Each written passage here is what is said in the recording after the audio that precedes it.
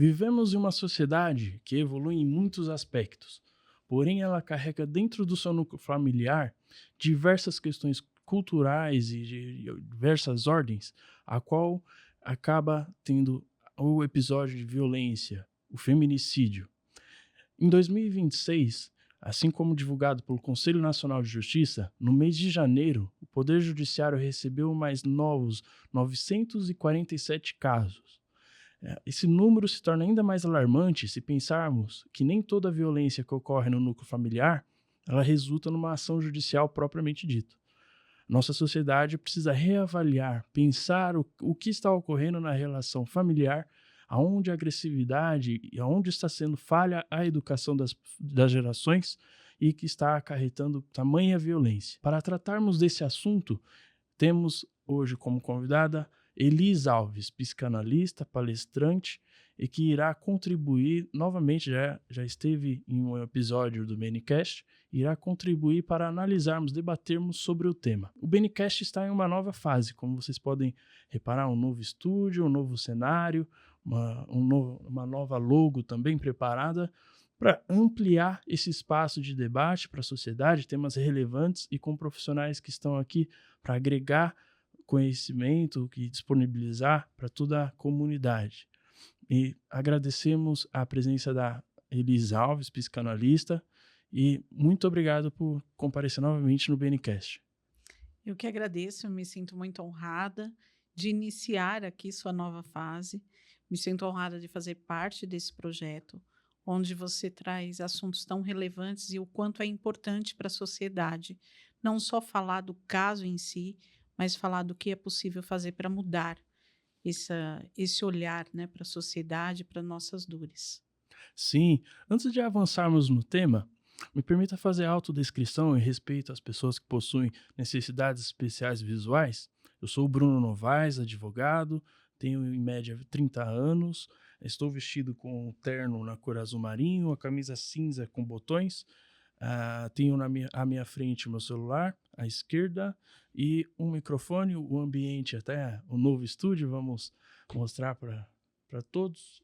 O fundo de tijolinho, pensado e planejado aqui pela equipe que nos acolheu da DW Conteúdo. Temos a logo na televisão. E fica à vontade, doutora, quiser se apresentar, fazer a autodescrição. Meu nome é Elizabeth Alves, sou psicanalista. Nas redes sociais eu me apresento também aos meus pacientes como Elis Alves, para ser mais intimista devido à saúde mental. Sim. E a minha autodescrição, eu sou uma mulher de 54 anos, no momento eu estou usando óculos, porque eu uso óculos para leitura principalmente. Eu tenho uma cor parda, que é descendência de índios. Meu cabelo é liso, tem até, vamos se dizer, até o ombro. Estou vestida com uma camisa azul clara, um terninho azul marinho, que é a cor que eu mais amo. Que bacana. Muito obrigado novamente pela presença. Antes de iniciarmos o tema, mais uma novidade. Você também pode acompanhar esse episódio, como também os outros do BNcast, no Spotify. Nós temos um canal também no Spotify, a qual amplia as possibilidades de você acompanhar esse conteúdo de grande relevância. Elis, vamos entrar no tema. De onde vem surgindo tanta violência nas relações familiares? Eu sei que é uma pergunta muito ampla Sim. e de grande debate, é o nosso intuito aqui nesse episódio. O que explica esse aumento no feminicídio de maneira exponencial?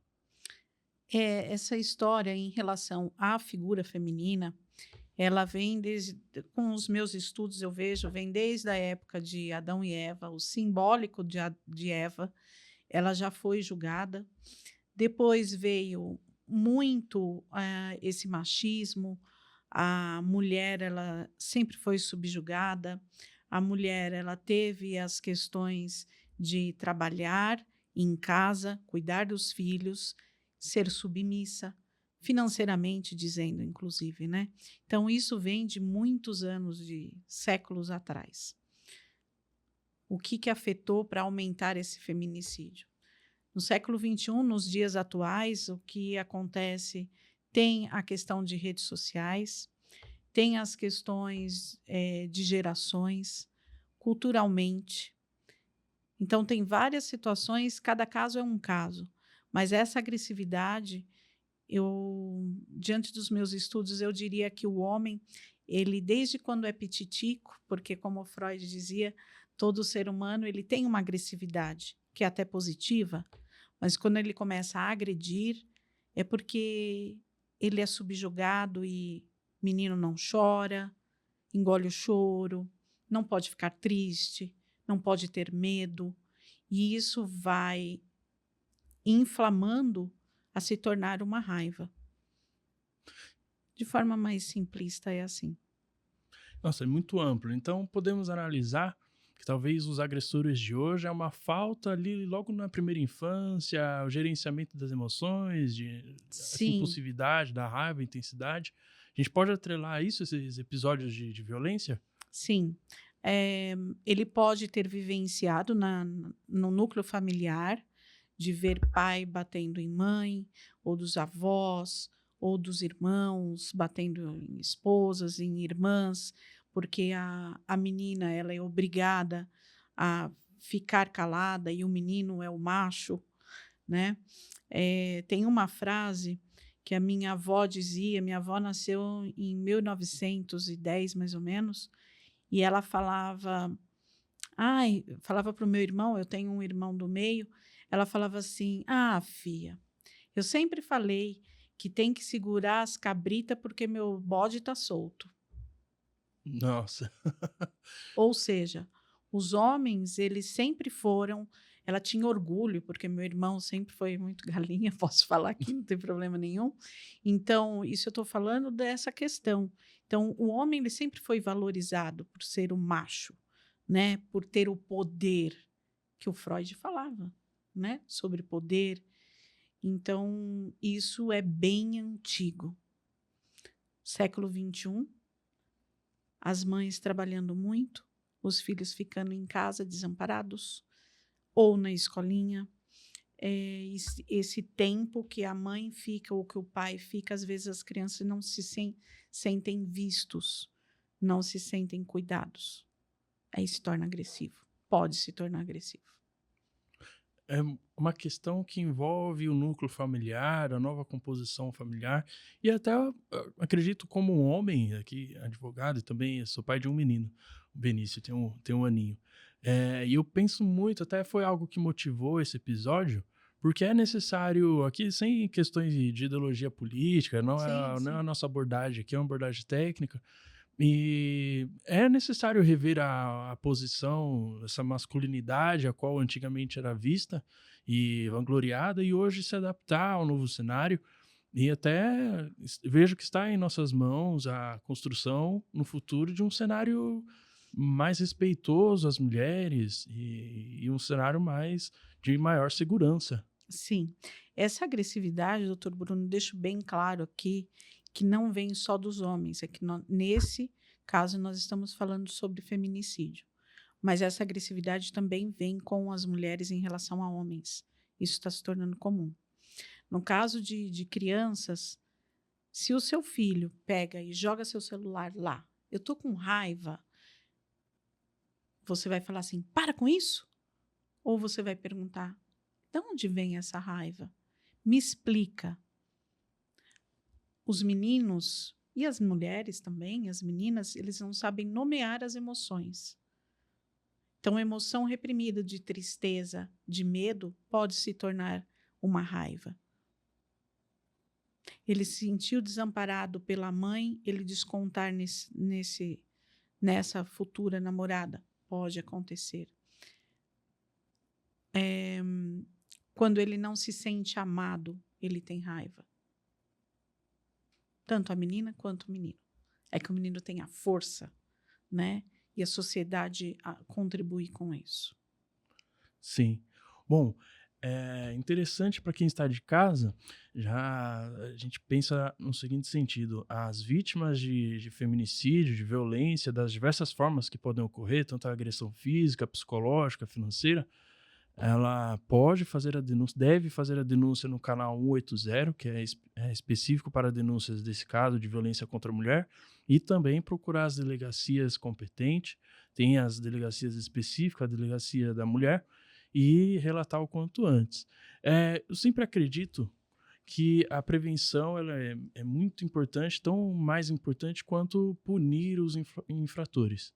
Ali, quando ocorre o episódio de violência, tem a falência da sociedade dos dois lados, tanto a vítima, ali, claro que teve ali é algo tenebroso a gente acompanhar as notícias de familiares que perdem mãe, filha, uma esposa que foi acometida dentro do lucro familiar ali, até chegando a ser assassinada propriamente pelo seu companheiro, ali a falência da sociedade como um todo.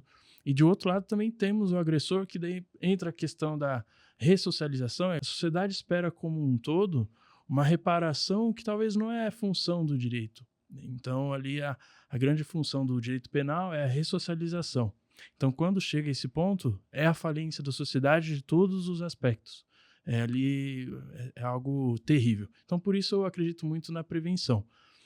Dentro desse cenário, desse contexto da criação, essa falha de lidar com as emoções, daí a gente avança um pouco. Existe alguma forma, tanto da vítima ou então os familiares em torno, verificarem que essa pessoa está sendo vítima de um relacionamento abusivo e com uma exponencial ali, talvez até avançar para um feminicídio? Existe algo que possa acender o alerta? Sempre tem, né? O feminicídio, ele não vem de uma hora para outra. Ele dá sinais. Cala sua boca. Você tá ridícula com essa roupa? Não se veste assim. Não passa maquiagem. Não arruma o cabelo. Não faz a raiz do cabelo. Você está errada. Você não precisa estudar. Você não precisa trabalhar, que eu banco você. Né? Então, começa com uma castração, a gente fala, começa com não pode diante de situações corriqueiras do dia a dia. Você não cumprimenta meu amigo com um beijo, tá? Não cumprimenta mais seu pai, seu irmão. E isso começa, e essa menina, essa mulher, muitas vezes ela se cala, ela se torna submissa a isso, por querer ser amada, porque não se sentiu amada, porque os pais não moram mais juntos e agora ela tem essa oportunidade.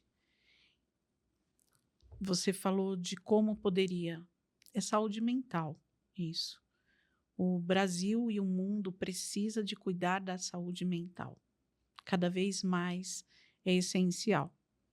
Infelizmente, hoje é comum as crianças, quando, não, tem que ir no psiquiatra, não estou falando que é errado, mas aí ele inibe o sintoma, ele inibe a agressividade. Aquela criança que puxa o gato e sai rodando com o gato, que chuta o cachorro.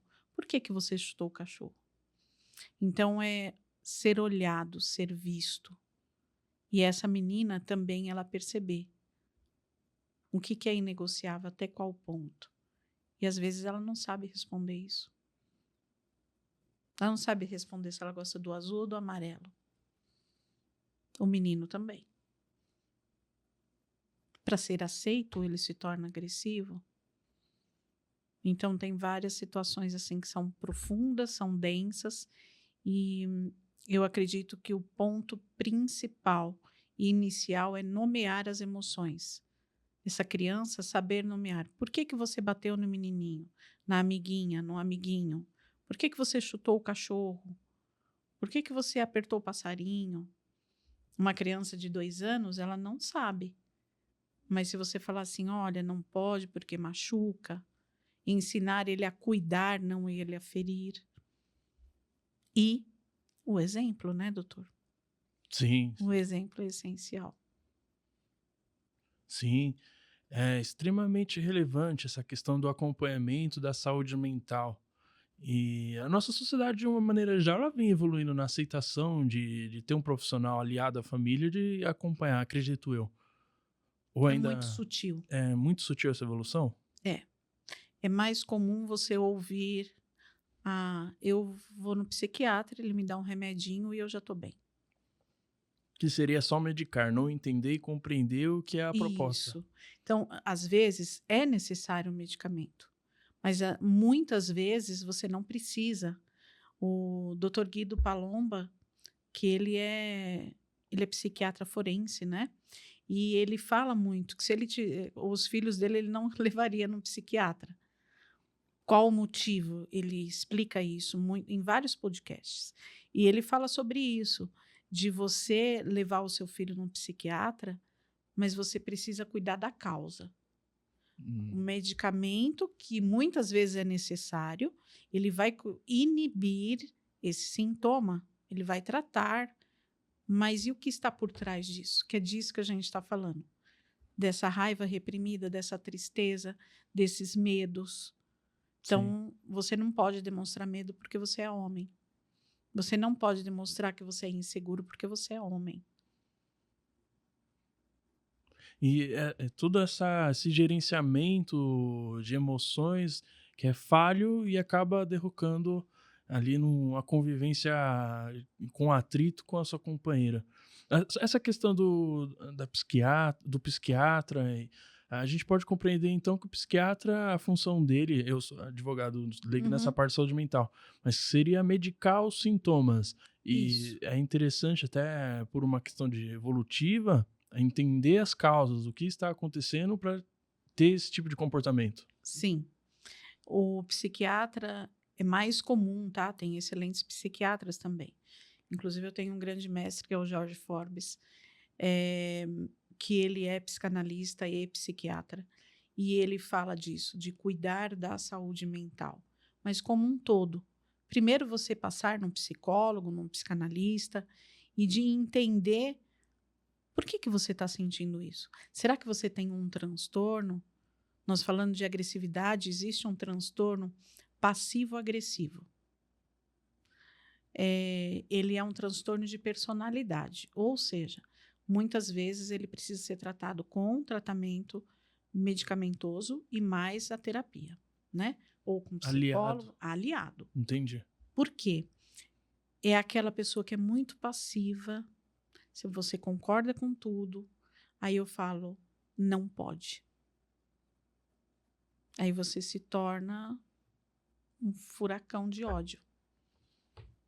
Geralmente são crianças, né? São adultos que, quando crianças, eles vivenciaram situações que eles tiveram que reprimir medos, inseguranças,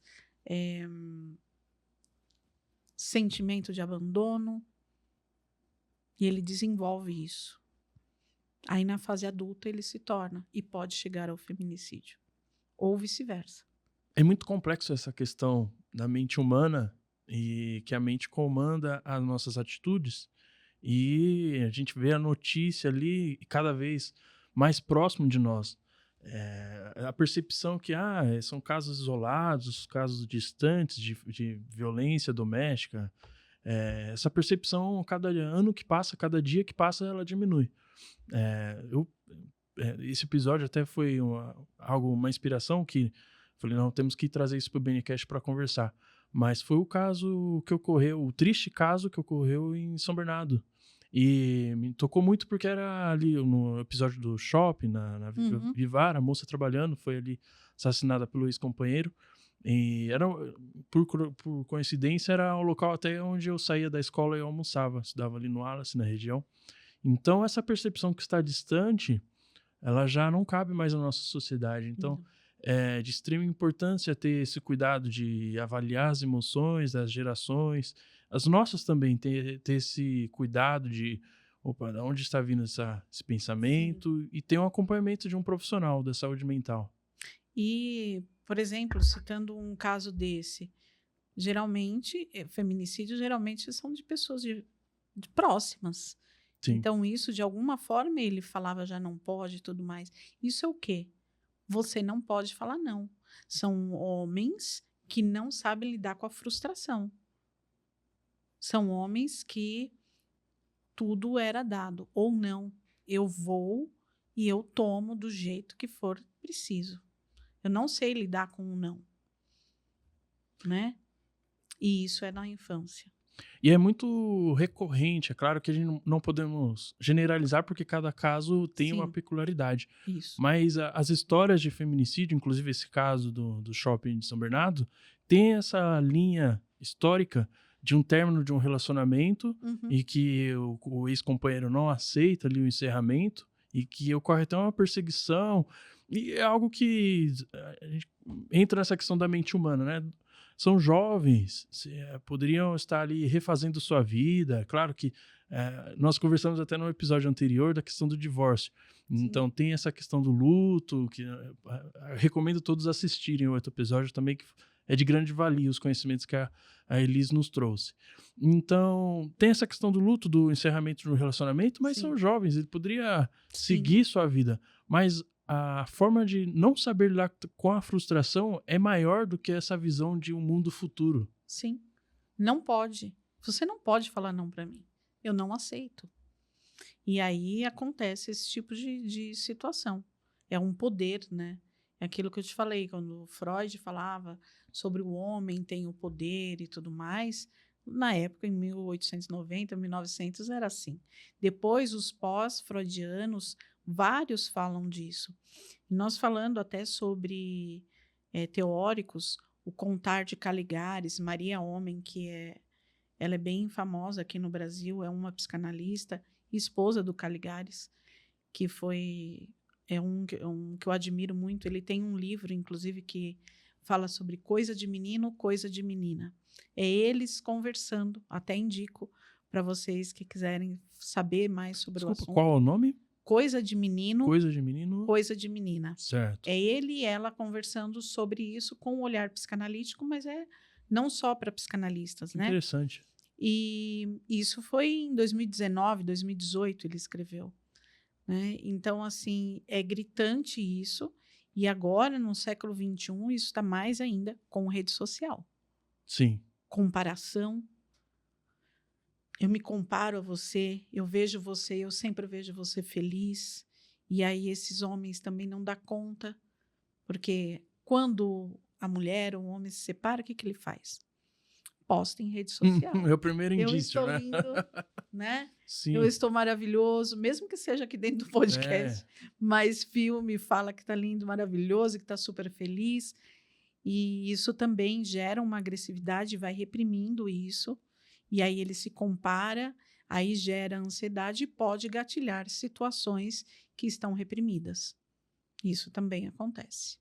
Sim. E nesse contorno, o não saber lidar com a frustração pode vir à tona, Pode vir. certo? Uma dúvida. Hum, Como que essa questão de não saber lidar com a frustração, isso acredito eu que deve ser lá na primeira infância. E, sim. assim, como que, pensando na criação, como que se ensina o filho a lidar com a frustração? O seu filho quer comer um pote de sorvete.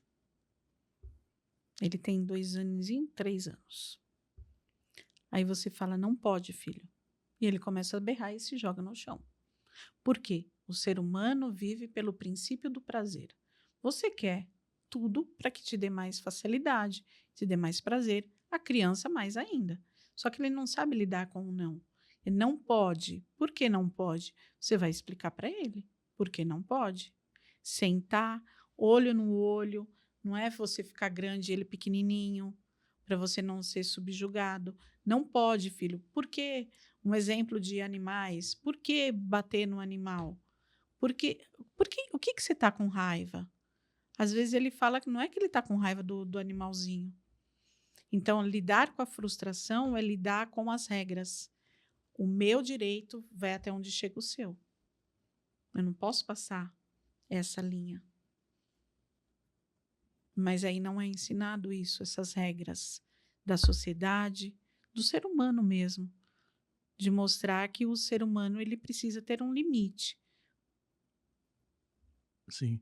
E até é recorrente, né, pode ser que se aplique a esses casos também. Uhum. A falta ali, talvez, do comparecimento dos pais, uma educação um pouco à distância, às vezes terceirizada, vejo que em alguns casos acaba compensando e não lidando com essa frustração, porque é um ensinamento como o ensinamento que nós aprendemos é de extrema relevância, que pode desencadear esse episódio de violência com uma companheira dentro de um relacionamento, mas é uma lição não prazerosa. É uma Não. função dos pais de, às vezes, ali ser colocado como um papel não muito confortável, né, pela criança, né? Então, há esse conflito, né, geracional, de o mundo exigir muito dos pais e a Sim. terceirização, e o momento que tem com o filho de não se colocar numa figura de opositor, né? Rejeitar Sim. ali o pedido e lidar com a frustração. É porque tem a grande questão, né? A culpa, a responsabilidade. Eu acho que culpa, falar que são dos pais é muito cruel, Sim, né? Porque eles já, a partir do momento que nasce um bebê, nasce uma culpa do pai, nasce uma culpa da mãe. Então, é uma sociedade, é a questão de você querer dar o melhor para o seu filho, que o dinheiro possa comprar e não o que tem valor. É a questão de essa mãe estar esgotada, falando de mulher, ela tem muito mais papéis do que o homem e ela não dá conta de tudo porque é cobrada a perfeição, tanto para o homem quanto para a mulher. Então essa mulher ela tem que fazer tudo, ela tem que trabalhar, muitas vezes mãe solo, no sentido de morar sozinha com essa criança, e aí vai buscar na escola, vai isso, vai aquilo, e chega em casa ter que sentar e brincar e escutar a frustração, porque essa criança até 7, 8 anos, ela quer a atenção completa desses pais. E às vezes os pais estão com muitos problemas no emprego ou sem emprego, ou enfim. E tem as dores deles também, né? Eles sofreram quanto filhos e muitas vezes eles transitam e transferem essa dor para esses filhos. Eles, como filhos, no papel deles, eles transferem essa dor. Então, isso também pode acontecer. sim. Nós conversamos aqui sobre essa questão da frustração. Uhum. Os episódios de violência dentro do próprio lar, um pai agredindo uma mãe, isso também colabora com, no futuro, o filho replicar as atitudes num relacionamento? Com certeza. Com certeza. Dentro da saúde mental, isso também é analisado e é levado em Sim, conta. sim. Eu digo que me fala qual é a emoção, o sentimento que impera, e que eu vou saber mais ou menos a dor que você sente, né? Então, você imagina eu ver meu pai batendo na minha mãe ou minha mãe batendo no meu pai, e como que vai? Cada ser humano é único, né? A psicanálise fala sobre a singularidade do ser. É justamente disso. Eu posso passar pela mesma coisa, ser mãe, meu pai e minha mãe ser os mesmos com os meus irmãos, só que a gente sente diferente. Uma pessoa, um desses filhos, pode absorver e ser dependente para se sentir amado e se calar e apanhar e etc., viver numa relação tóxica, como também pode ser agressivo. Porque para eu ser igual ao meu pai e eu ser amado, eu tenho que ser igual ao meu pai. O lado positivo e negativo. Sim. Eu posso ser igual ao meu pai, querer ser igual ao meu pai e me tornar um workaholic, estou falando de mim mesma. Meu pai trabalhava muito e eu comecei a trabalhar muito. Eu descobri em análise por que eu gostava de trabalhar 14 horas por dia. O oposto também acontece. A agressividade também acontece. Né? Então, você pode sim replicar, e é comum. Se você perceber, são famílias que estão desestruturadas e aí vai se repetindo. Hoje se fala muito até em redes sociais, tem alguns estudos que a gente está com um profissional que pode nos ajudar a compreender de forma técnica. Daquela quebra de ciclo geracional, né? Aqueles desenhos que simbolizam o vô passando ali a violência para o pai passando a Uhum. violência para o filho, até que um quebra essa questão dentro ali da família. Qual é o start? Como que é quebrar esse ciclo de violência? Um filho que viu o pai agredindo a mãe, e essa cultura já veio dos avós, como que Pode ter vindo. pode ter vindo, é uma questão cultural, e como que esse homem ele consegue se posicionar e, opa, agora vai ser diferente? Olha como é sério isso. Eh, Você via seu avô batia na sua avó, e seu pai bate na sua mãe, e aí você é diferente. Então, você precisa ter muito certeza de quem você é. Por isso a importância de fazer uma terapia, uma análise, né? Ou com psicólogo ou com psicanalista, para você entender e falar assim: não, eu faço parte dessa família, eu sou filho do meu pai, mas eu não quero repetir esse padrão. É virar uma chave? Não. É entender essa agressividade, de onde que veio, respeitar ou entender por que seus pais foram assim e fazer uma mudança. E ter um olhar diferente para isso. Isso demanda terapia, e isso é na questão da agressividade, na questão da agressão, de bater, de calar, de subjugar. Minha mulher não vai trabalhar, porque minha mãe não trabalhava fora. Entra até uma questão cultural nisso tudo também, né? Sim, sim. Experiência própria. Eu estudei muito o povo nordestino, porque meus pais são nordestinos, e eu sofri, não tenho por que não contar, eu sofri uma agressão, mas não era uma agressão, mas era não se sentir aceita porque eu sou a única diferente da família. Então, meu pai achava um absurdo eu estudar. Olha. Eu vivenciei isso, eu tenho 54 anos. Então, meu pai achava que era ridículo. Para que estudar tanto? Então, isso eu quebrei uma regra. Então, eu sou a ovelha negra. Estudei, mudei de carreira, saí de CLT, fiz tudo isso. E isso pode gerar, se meu pai não fosse quem era meu pai, que eu honro muito, ele era um homem fantástico, eu poderia ser submissa. Sim. E me calar, Aceitar a visão de aceitar mundo dele, né? de mundo dele. Minha mãe não pode usar calça. Entende? Isso Sim. é do nordestino. Então, eu estudei muito. Então, há regiões que são mais fortes isso. Norte, Nordeste. Sim. É muito forte isso, que é cultural. Mas o povo brasileiro, em geral, ele tem essa questão. A maioria, vamos dizer assim. É velado. Sim. Essa quebra de paradigma familiar é revolucionário. É revolucionário. Porque Para você mesmo, né? exato. E também para as próximas gerações, porque o seguinte na linha familiar, ele já vai ter uma visão de mundo, Sim. uma bagagem mais leve, vamos dizer assim, já a revolução já feita. Sabe aquelas histórias de garotos, de irmãos, falando de feminicídio mesmo, de garotos de homens que são completamente diferentes, que nasceram em comunidades e que o irmão morreu assim, morreu assado, batia não sei quem, teve feminicídio, etc, etc, e ele é o único diferente? Tem isso, mas imagina quanto emocionalmente ele sofreu para dizer assim: eu não faço parte dessa família. Sim. Eu sou diferente. Então, isso que você falou, sim, vem de gerações, mas para você quebrar esse padrão é muito difícil. Não é confortável. Você tem que querer muito, é isso. Por isso a importância do autoconhecimento. Autoconhecimento de saber, eu estou sentindo raiva, eu assumo essa raiva e vou aprender a lidar. Eu me sinto abandonado, eu me sinto isso, eu me sinto aquilo. Eu estou frágil e eu quero um colo. Para um homem é difícil.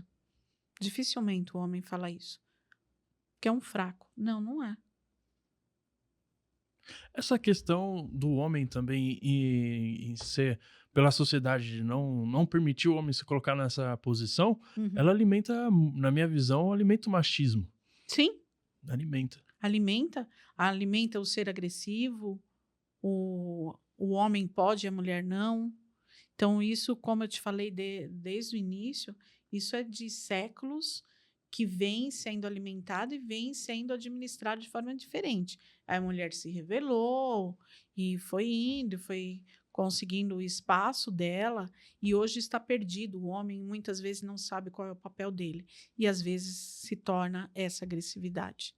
Então, é culpa, vamos dizer, a responsabilidade de uma sociedade, de um histórico, de muito estudo, de ensinar a essas crianças na escola, a esses homens, que eles podem ser humanos. Sentir dor, sentir medo, se sentir inseguro, não saber lidar com situações. É humano. Sim. Essa questão que estamos passando pela remodelagem do modelo familiar, principalmente o modelo brasileiro, né? Uhum. Do homem, da mulher estar trabalhando, estar ali em desenvolvimento profissional e assumindo cada vez maior o protagonismo ali no mercado de trabalho e com méritos, com totais méritos. E coloca o homem perdendo essa falsa propriedade que foi culturalmente instalada nele sobre o domínio familiar, né? Até dentro do direito familiar existia uma frase que já foi, digamos que abolida, mas não há muito tempo, que eu trabalhei em cartório em 2014, na época se usava esse termo ainda, que era o pátrio poder. Uhum. Então, quando alguém perdia a guarda, o poder de decisão, falava-se que perdia o pátrio poder. O pátrio já invoca ali o lado paterno, o homem. Então, hoje já se usa outras denominações, né? Se usa a guarda compartilhada, que é a tomada de decisões, ou a guarda unilateral. Então, já se aboliu esse termo, que é Sim. totalmente machista, né? A gente pode dizer dessa forma. Mas essa questão da revolução que estamos vivendo dentro dos papéis familiar, essa insegurança no homem, acredito que possa estar incidindo no aumento da violência. Seria que dentro de um homem que não tem essa bagagem, não tem esse acesso ao autoconhecimento, ele pode se ver muitas vezes ameaçado dentro ali do papel, como até mencionou, dentro ali das condições familiares. Isso Sim. pode influenciar diretamente ao aumento ou não está interligado? Pode. É. Porque o homem, ele tinha um poder. Ele tinha o poder do dinheiro, ele tinha o poder de a mulher não ter uma relação interpessoal numa empresa, num trabalho e tudo mais, e agora ela tem. Então ele pode se sentir inseguro e ele tem uma experiência agora que aconteceu aí de um feminicídio de um coronel. Ele fala sobre Sim. isso. Marcante esse caso, né? Porque Marcante. teve, inclusive, uma falha grotesca, perdão até interrompê-la, Imagina. mas teve uma falha grotesca ali da investigação, porque houve toda ali a cerimônia de fúnebre, o corpo já estava enterrado, e a tese do suicídio foi levada até o último minuto, só teve uma reviravolta no caso, porque pela família, o advogado que representava a família da jovem ali que foi assassinada, que fez reabertura do caso e todos os indícios estavam de um feminicídio. E ali envolve também uma patente militar, que acredito eu Sim. que essa gestão de falsa propriedade, ainda pelas mensagens ali horrendas, e tornava ainda mais nítido essa questão que nós estamos levantando. Você percebe que o feminicídio ele era anunciado ali. É tipo assim, você não vai ser minha, não é mais de ninguém. Então é um poder. Ele não sabia lidar, ele não sabe lidar com isso. Não, com a frustração. Eu mando, você obedece. É muito pesada essa frase, Forte, né? né? Para quem entende a Sim. raiz ali da frase, do Sim. contexto, não é só um mero jargão utilizado no Não é relacionamento. eu te amo e eu quero você e eu vou te reconquistar. Não é isso. É um poder. Você é subjugada, eu banco, eu tenho dinheiro, eu tenho poder, você não vai se maquiar. Ele utilizava a frase do macho alfa, Isso. frases machistas. Sim. É um E ele contexto. acredita nisso. Isso que é interessante, né? Como olhando para a parte emocional, como que era? Eu até vou pesquisar, tá Sim. anotadinho lá no meu caderno isso, para pesquisar como que era a infância dele. Como que ele foi constituído? Como que está constituído isso? E era anunciado de forma velada. Quando ele falava, não vou me divorciar, não vou dar o divórcio. Por isso que eu te falei, esse feminicídio ele é velado. Você não pode, você não vai se maquiar, você não vai vestir essa roupa, solta o cabelo, coisas desse tipo, né?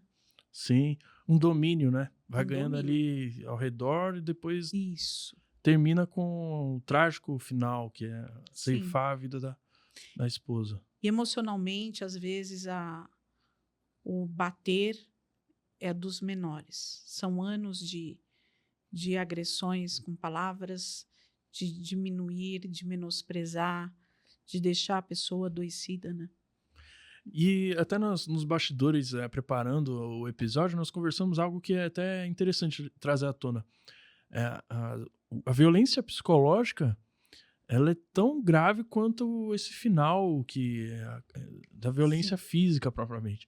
Porque a psicológica, claro que a Alice pode trazer com maior conhecimento, ela faz mina a pessoa de tal forma que, em muitos casos, ela não consegue verificar que essas frases já é um indício mesmo do que pode ocorrer de Não, pior. não consegue ver. Tenho experiência clínica desde de meninas de 6 anos de idade, já estudei, já atendi, até meninas de 89 anos. E 70 a mais é comum eh, elas trazerem que elas não puderam estudar, não puderam aprender a escrever. Você é burra, você não sabe lidar com dinheiro, você não vai no mercado. Olha. Né? Então, isso são com mulheres. Ah, e é porque eram muito pobres, não tinha dinheiro. Não, não é nada disso. Tem nada a ver com isso. Não é questão financeira, né? É questão cultural. E elas acreditam nisso. Eu sou burra. Doutor, eu sou burra. Nem adianta me explicar. Uma própria a diminuição de si mesmo, a percepção Sim, triste até do papel que ela representa, né? sim. Então, isso adoece. Isso também, eu diria que é um feminicídio velado, porque ela perdeu a vida dela, acreditando que ela não é capaz de nada. Que pesado, assim. Pesado.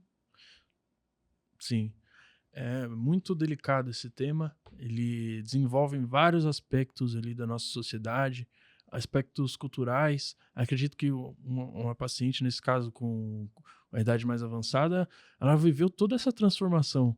Ainda Uhum. mais que hoje nossa sociedade ela já está mais preparada para esse papel da mulher mais ativo e ganhando espaço. Lá atrás, você encampar essa revolução de estudar, não, você quer que eu fique em casa, mas eu vou estudar, eu vou ter uma carreira profissional, Nem existia isso. não tinha essa possibilidade. Não, não. Eu estou falando experiência de vários casos clínicos.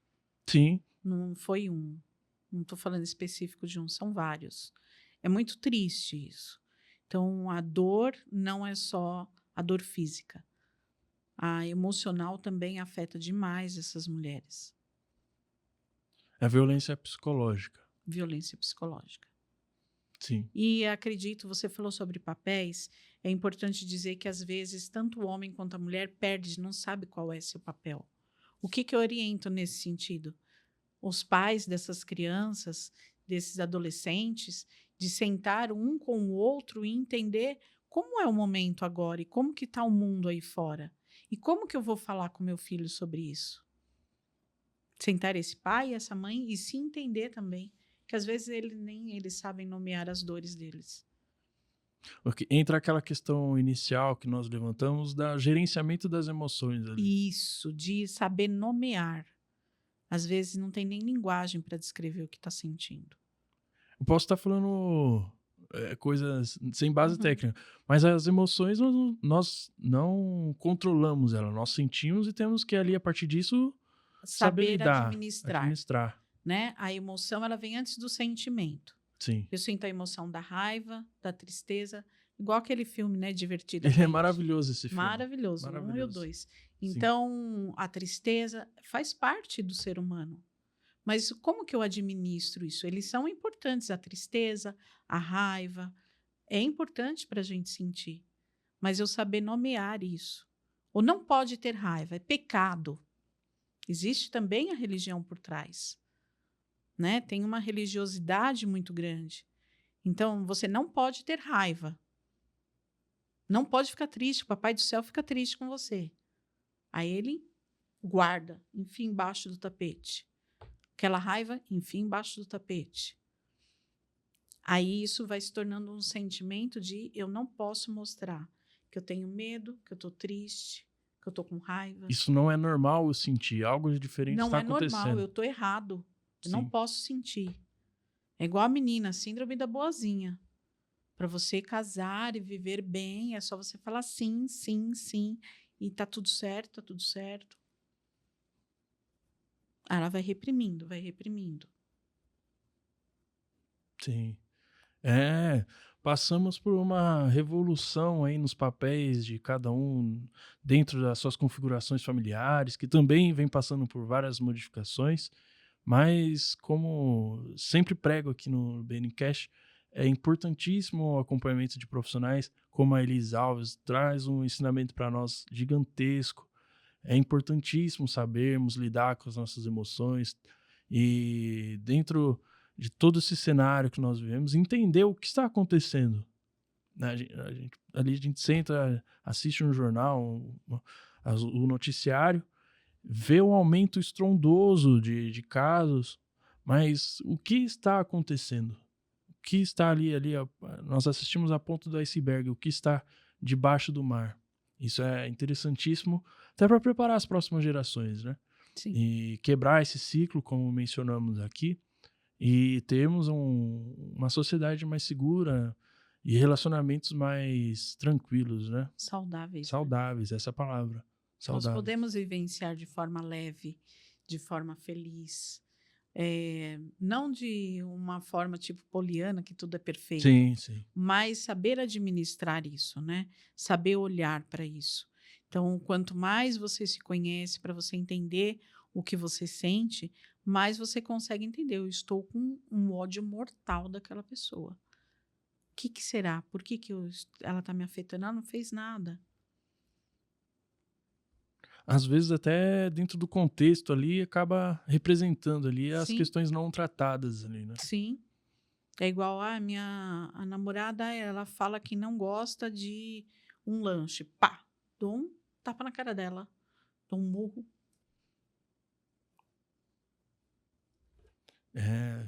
São reações desproporcionais Sim. e é aquela questão de colocar a raiva sempre debaixo do tapete, não saber nomear, não saber administrar e acaba explodindo de maneira... Sim. E essa agressividade ela é alimentada em vários jogos. Jogos que os meninos eles estão viciados em jogos. Não só meninos, né? Tem jogos bons, lógico. Tudo tem o lado bom e o lado ruim, Sim. né? Tem aquela frase, né? Eu tenho um lobo mau e um lobo escuro e um lobo branco. Qual que vence na briga? É aquilo que eu alimento. Se eu alimento minha sombra, minhas raivas e tudo mais, ou eu alimento aquilo que é possível eu aprender a lidar, né? Então, eu acredito que a sociedade ela está doente. Ela não sabe lidar. As redes sociais estão para falar isso, para mostrar. Também alimenta, né? O tempo todo é muita informação e pouco conhecimento. Tudo é muito raso.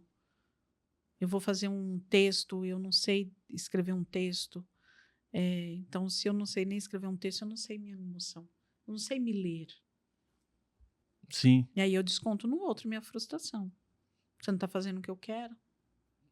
É a reação provocada pela falta de autoconhecimento, né? Sim. Sim. Uma questão. Quem assistindo esse episódio, vendo todas essas questões que foram desenvolvidas aqui sobre o tema, e pensou, acendeu o alerta ali, eu acho que eu estou passando por um caso que pode avançar para um feminicídio. Qual a mensagem a gente pode deixar para essa pessoa? Principalmente, eu acho que em busca de autoconhecimento, em busca de saúde mental, entender isso com profissionais, porque se você for falar com a mãe, com o pai, é importante você falar com quem você ama e com quem vai cuidar de você. Mas também é importante você falar com alguém que sabe te orientar. Procurar um advogado, se for necessário, procurar um profissional da saúde mental, onde você vai entender e ver o que é possível você fazer para sair dessa situação, Sim, né? extremamente importante. Porque muitas vezes, se você for trocar com um amigo, com um colega, você vai ser julgado, e não porque ele é mau, é de acordo com o mundo interno dele. Mas se você for falar com um profissional, ele vai te orientar sem julgar. Ele Sim. vai te ouvir e te dar o que é possível fazer diante de tudo isso. E a capacidade técnica para tanto, né? Isso, Os melhores caminhos, isso. o que está acontecendo de Sim, fato. sim. Sim. Bom, se você chegou até esse ponto do BNCast, vem nos acompanhando, agradeço por você estar aqui nos prestigiando com a sua atenção, a sua paciência e compartilhe esse conteúdo com quem necessita ter essas orientações. O BNCast é um espaço para isso, para promover o debate qualificado de temas relevantes em nossa sociedade. O feminicídio é algo que é estrondoso, que está ocorrendo nesse ano de 2026. Já vem de outros anos, mas o ano de 2026 a gente pode falar que é um ano marcado por essas violências. Então, se você chegou até aqui, compartilhe esse conteúdo com quem necessita. Eu agradeço muito a presença da Elisa. Elisa, que eu tenho um grande orgulho de ser uma parceira nossa do BNCast, e já esteve aqui tratando de assuntos sobre relacionamento e hoje também tratando sobre mais específico referente ao feminicídio. Muito obrigado pela presença. Peço que deixe aqui suas redes sociais também para acompanhar o trabalho. O Instagram da Elisa é maravilhoso. Eu ali é um dos principais. O algoritmo já manda todas as publicações, que eu adoro. Tanto stories quanto ali as publicações, eu sempre estou acompanhando. É de alta qualidade. Eu agradeço mais uma vez estar aqui. Imensamente, eu me sinto muito honrada e eu acredito nisso, de a gente divulgar mais o que é possível para transformar o mundo a partir de agora, né? Entender e transformar. A minha rede social é psique.elisalves. Tanto no Instagram, quanto no Facebook e no TikTok também tem lá. Então, tem assuntos sempre relevantes para a saúde mental. E assistam o Dr. Bruno, porque realmente é muito bom o trabalho que ele está fazendo, de muito altíssimo gabarito. Muito obrigado. Esse trabalho só é possível graças ao apoio de profissionais da STIP da doutora. Eu chamo, aqui os bastidores, eu chamo de doutora pelo respeito. A Elisa é super acessível, ela já falou, pode me chamar de Elise, mas pelo respeito e admiração eu acabo chamando de doutora. Muito obrigada e quando quiser estou à disposição. Muito obrigado. Obrigada. Siga nosso canal no YouTube, também estamos, como eu mencionei, no Spotify. Siga, compartilhe, curta, deixa ali seu apoio ao nosso projeto e até o próximo episódio.